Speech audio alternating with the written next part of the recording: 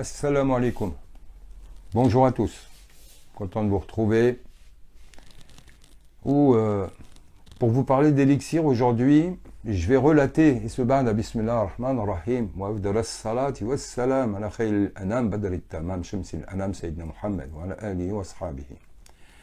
Je vais vous parler d'une discussion qui m'a été offerte ces jours-ci, dans laquelle une personne qui correspond un petit peu à ce que je disais dans une autre vidéo, qui est dans ce cadre de la quarantaine, qui a une vie plus ou moins accomplie, diplômée, qui a un cadre de vie, et qui pourtant exprime ce vide intérieur.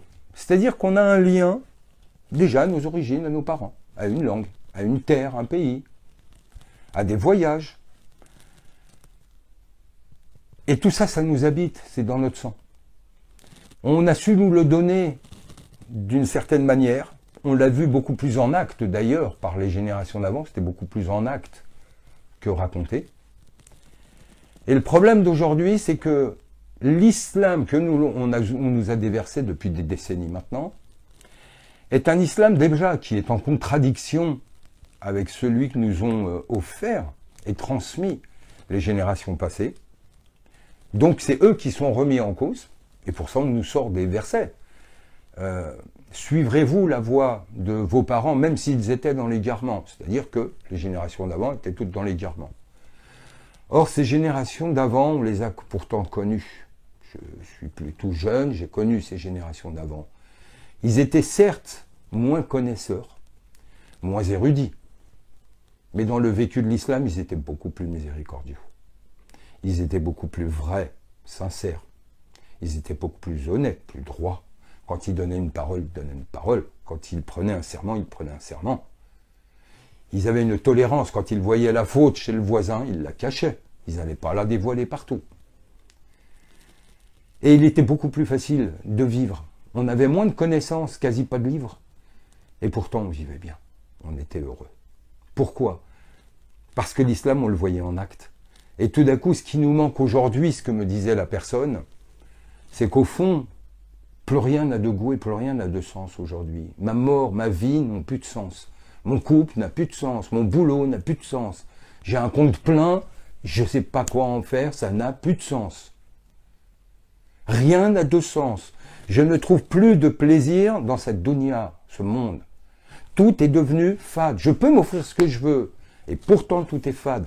Et ici, là, dans cette grotte secrète, ce lieu de notre intimité au Seigneur, eh bien, il y a un vide résonnant. Il y a tout un ensemble de déchets. On m'a pollué. Comment puis-je les enlever? Je ne veux plus de cet islam qui est une chape psychique, qui est une peur de l'enfer. Je veux vivre en amour et en lien avec Allah. Je veux vivre en cohérence et je veux vivre avec ce que je suis. Je ne veux pas avoir des apparences et à l'intérieur, avoir mes démons qui me traitent d'hypocrite ou qui me traitent de faible ou qui me posent 1000 questions auxquelles je ne peux plus répondre. J'ai besoin de retrouver l'islam du prophète, l'islam où il y a un sens. Pourquoi ceci? Pourquoi cela? Pourquoi? Pas comment, mais pourquoi? Pourquoi je prie? Pourquoi 5 fois par jour? Pourquoi je commence par Bismillah? Pourquoi le Coran? En quoi doit-il et peut-il changer ma vie? Pourquoi? Pourquoi je suis sur cette terre? Pourquoi un jour je vais mourir? Qu'est-ce que je suis venu faire ici? Qu'est-ce qui est le plus important? Où sont mes vraies priorités? Des questions essentielles et non plus ces questions de détails, ce labyrinthe de détails dans lequel on nous perd. Et cette personne me disait, j'ai besoin de sens. Est-ce qu'Élixir va m'offrir ce sens? Je n'arrive plus à le trouver. Or, Élixir est entièrement basé sur la notion de faire du lien, la synthèse, pour donner du sens. Là où il n'y a pas de sens, il n'y a qu'absurdité. Or, l'absurdité mène à cette détresse intérieure, mène à cette douleur où on ne comprend même plus pourquoi on vit. Tout devient fade. On a besoin de comprendre. En nous, Dieu a mis l'intellect, il a mis l'esprit. Or, quelle est la nourriture de l'esprit? C'est la connaissance. Il a besoin de comprendre. Quand on nous demande quelque chose, dernièrement, je demandais à quelqu'un, peux-tu me rappeler ta plaque minéralogique? La personne m'a dit, ben, oui, mais pourquoi? Voilà la première question sensée. Pourquoi? Ce besoin de comprendre. Or, c'est ça qui nous habite. Plutôt que d'avoir une érudition phénoménale, en soi, je dirais, le plus érudit, c'est Google. Et pourtant, Google n'est pas musulman.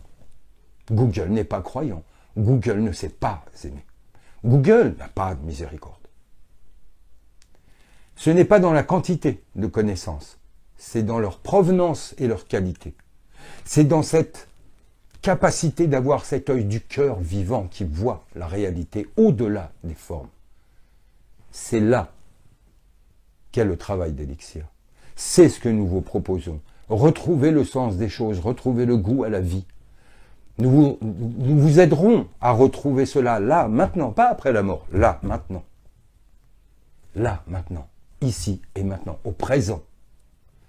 Se centrer, c'est être entre le passé et le futur.